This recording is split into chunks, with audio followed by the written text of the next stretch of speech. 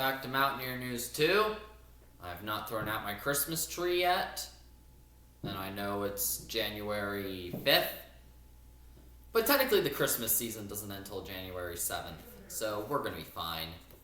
Anywho, it's over. The regular season is over. Oh man. This season has been screwed up. Boy, I'm so glad the regular season's over. Like, you will not believe how exhausting it has been to cover this NFL season. My brain is permanently dead. I probably need the Eagles' positivity bunny in my house. Who knows? And maybe my cameraman, Simon, could, do a favor and, pay attention to what I'm saying. But, yeah. So today's not a prediction video, although there will be a prediction video coming soon. Essentially, today, we are going to be talking about each and every single one of the 14 playoff teams in this year's playoffs. 14 teams left. 7 in each conference. Only one of them could go and win the Lombardi. And boy, Super Bowl 60 is going to be epic. Though I will say that the Super Bowl commercials have been declining in recent years. Anywho, without further ado, let's get into it. We're going to go from the 7 seeds to the 1 seeds. Here we go. Let's start off with the 7 seeds. Let's first start off with the 2 7 seeds, the Los Angeles Chargers and the Green Bay Packers. Both teams had a very similar season, but major differences. The Los Angeles Chargers are 11-6, and they have proven to be a pretty solid mid-tier NFL team. Pretty good, to be precise. Though their offensive line getting injured to heck is definitely going to be a huge risk factor in the playoffs. And it should be noted that Justin Herbert has been taking a lot of sacks. But however, the Chargers' defense appears to be holding firm. And yeah. On the other side, you have the Green Bay Packers, the other 7 seed. The Packers were 9-2-1 at one point. But ever since that game against the Bears in Week 14, they've just been on a losing streak. In fact, I think they were on a very similar losing streak that Pittsburgh was on last year. But this time it wasn't from collapse. It was from injuries. Oh, the injuries have destroyed Green Bay's playoff hopes. Like, if it weren't for Detroit collapsing, in my opinion, Green Bay would have missed the playoffs. Like, the injuries are really bad.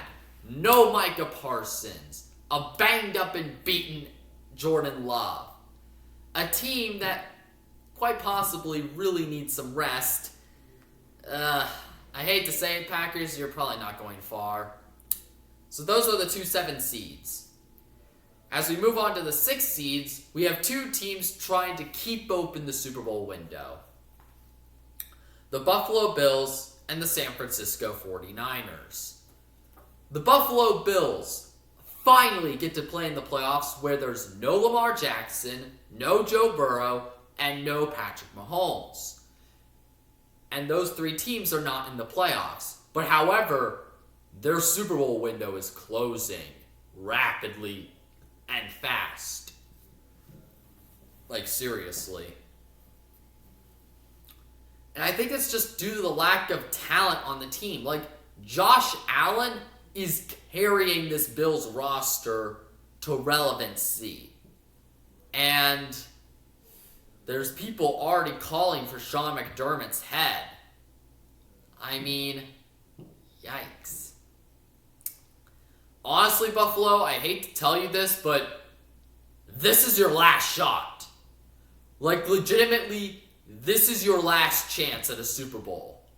If you can't get it done this year, then it's over. Because New England is not going anywhere. I think. Maybe. Probably. I don't know. Yeah. So Buffalo, this is your last chance. If you can't win it this year, then it's over. It's over. Another team who's trying desperately to keep the window open, the San Francisco 49ers. Proud recipients of the most injured team in football. Despite these injuries, the 49ers managed to go a pretty good 11-6. Yes, they missed out on the division title, but honestly, I think San Francisco should be happy in general about the season they accomplished. I mean, you lose your star players for the majority of the season, and you still have a really good record. Now, they did have the easiest schedule in the NFL. Let's not get ahead of ourselves. But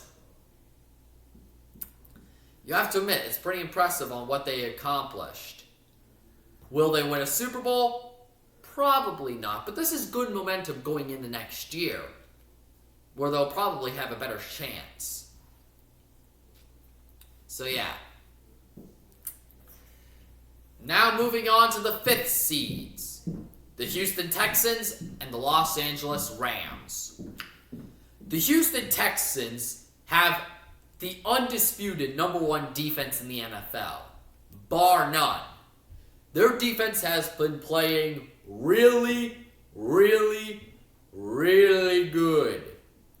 But however, their offense, not so much.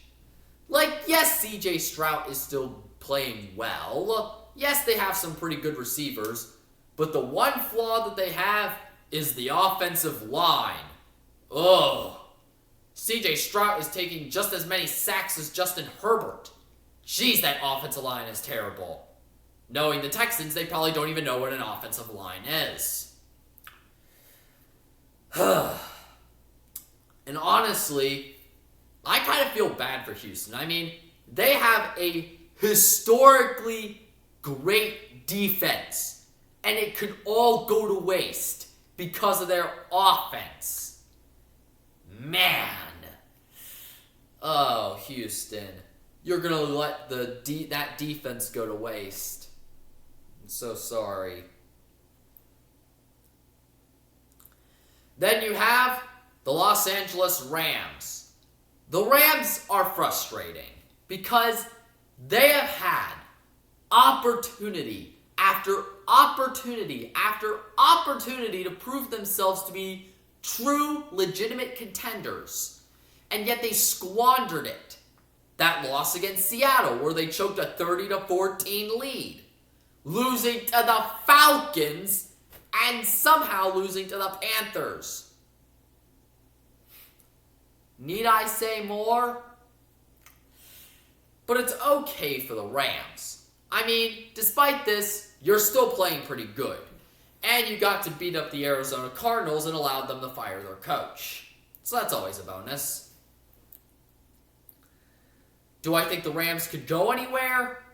I'm not really sure. I mean, yes, you're going to get your win against Carolina, but I don't think you're going to go past the divisional round with this roster. I mean, if you keep playing the way that you play, you're not going to get far. But if you live up to your potential, you could make a Super Bowl run. We shall see. Then we have pretty much the two worst teams in the playoffs by a country mile. The Pittsburgh Steelers and the Carolina Panthers. Now, I'm a Steelers fan, and let me just say this. That game against Baltimore was, bar none, incredible. One of the best games I will ever see in my lifetime. Nothing could compare to that. And what Pittsburgh did was pretty good. Like, right when it looked like Pittsburgh was about to give up. Right when I essentially have given up. Right when the fan base would be happy to the point where they were cheering for Baltimore just so then Tomlin could get fired. And right at the point where basically everyone has given up on this team and the Tomlin naysayers looked like they had finally won, we do this! I mean, it's incredible. Only God could do this.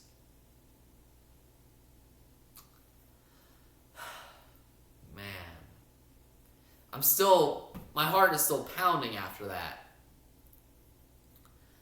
Now, let's jump off of Cloud 9 for a second and let's come back down to Earth. Unfortunately, what we did against Baltimore is respectable. And what we did was really incredible, I will say. But could this translate in the playoffs? Well, I really don't know. And honestly, I don't think anyone else really thinks so. I mean, this does match pretty precisely to the old stereotypes. The Pittsburgh Steelers doing barely just enough to make it into the playoffs, and then they're going to get blown out in the first round. Although I will say, Pittsburgh did get quite possibly the easiest opponent to play in the wild card, which is the Texans. And personally, this is the only team I really see Pittsburgh having a legitimate shot of beating. Now, if you think Pittsburgh is bad in the playoffs, say hello to the Carolina Panthers, who couldn't even get into the playoffs on their own. They couldn't even get in the playoffs on their own. They had to get literal help from the Falcons to get in.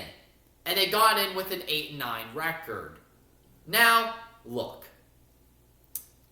Yes, Carolina, you did finish with a losing record, but you made the playoffs. You made the playoffs. And honestly, I would, if I was a Panthers fan, be happy that we made the playoffs, but you're honestly not going to go anywhere else after this. Genuinely, look, Carolina, just be happy that you're here. The Carolina Panthers are a pretty bad team, and honestly, I feel like they're going to go back to sucking next year. I don't think Bryce Young's the answer. I don't think this roster is that good. You pretty much have no talent whatsoever, and practically no one goes to your games, and let's be honest, I think it may be a Rams fan takeover. Yeah, just Carolina, just be happy that you're here. Don't go under the stress of wanting to win a playoff game. Just be happy that you're here, and just be a good team and lose. Or be a good kitty and lose. Alright, moving on from two garbage teams, we have two teams going in opposite directions. The Jacksonville Jaguars and the Philadelphia Eagles. Let's start with the Jaguars. The Jacksonville Jaguars are definitely one of the most surprising teams in the NFL. I mean, at first, Jacksonville did not start off too hot. Yes, they started off 4-1, but they were 5-4 by the midway point of the season, not being the most impressive in the world. But then, something just sort of clicked at the end of the season. Trevor Lawrence, playing like an MVP. The offense is humming and clicking. The defense is playing good. I don't want to be like a Jaguars glazer or anything, but if there's one team in the playoffs that I do not want to play as a Steelers fan, it would be the Jacksonville Jaguars. Jacksonville's on a roll, and Jacksonville has been looking unstoppable over the past few weeks. And honestly, nothing's going to slow them down here. On the other side, the Eagles are not so hot. Honestly, the Eagles are definitely suffering from a Super Bowl hangover. A pretty big Super Bowl hangover. Not like a bad one, but just an agonizing one. The Eagles have struggled all season offensively. Jalen Hurts, Saquon Barkley, A.J. Brown, everyone on offense has just really regressed.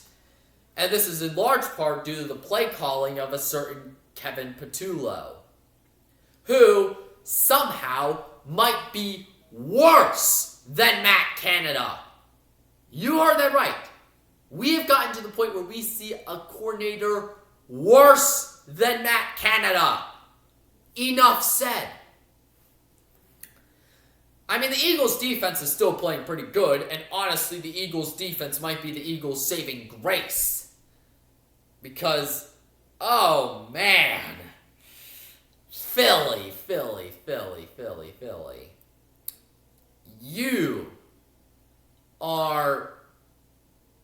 You're not really doing anything. You're one and done.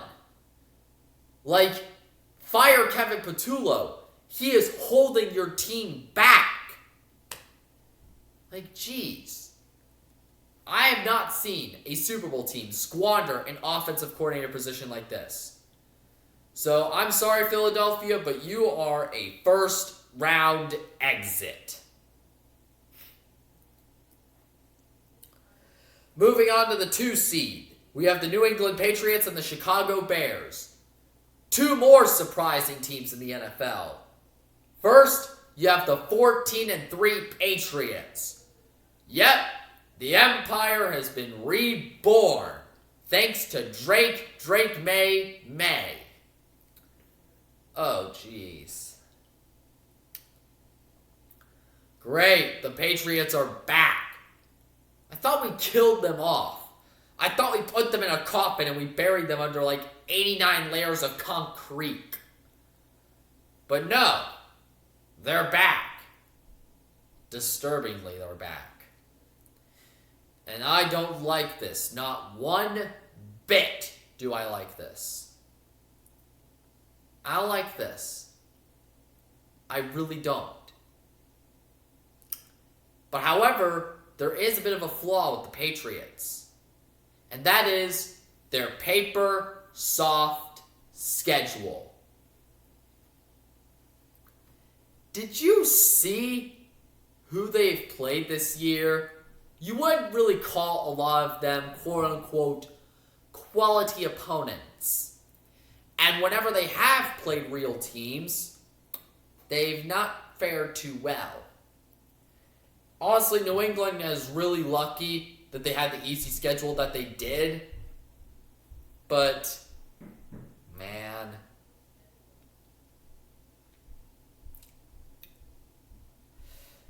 I think it could cost you. Big time. And also, another concern is the lack of playoff experience. Because at least some of the players in some of these playoff teams have playoff experience. They know what it's like to play in the playoffs. New England, no. So, I don't know. I just don't think I can trust New England. I don't know if the Empire has truly been reborn. Then you have the Chicago Bears, who finally are heading into the playoffs with a pretty good bit of momentum, even after they lose the last 2 games. This season has been nothing but a season of incredible success for Chicago. After years and years and years of frustration, Chicago finally has something. Caleb Williams is the best Bears quarterback since, I don't know. But however, he had one of the best seasons of any Bears quarterback since Eric Kramer. Eric Kramer. Yikes. And the only Bears quarterback I remember is Jim McMahon. That's an old joke if you don't get it. And honestly, Chicago is a team that I could see make a run in the playoffs. But once again, we have to highlight their inexperience, their lack of experience. But their head coach does have experience in the playoffs. So he could be a valuable asset in terms of getting this team prepared. So yeah, Chicago could make a run. And lastly, you have the two top seeds in the AFC and NFC. The Denver Broncos and the Seattle Seahawks. Denver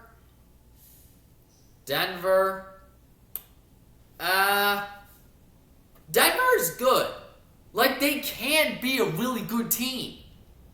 But the Broncos, I guess the Broncos, you could say, are just another version of, well, the 2024 Chiefs.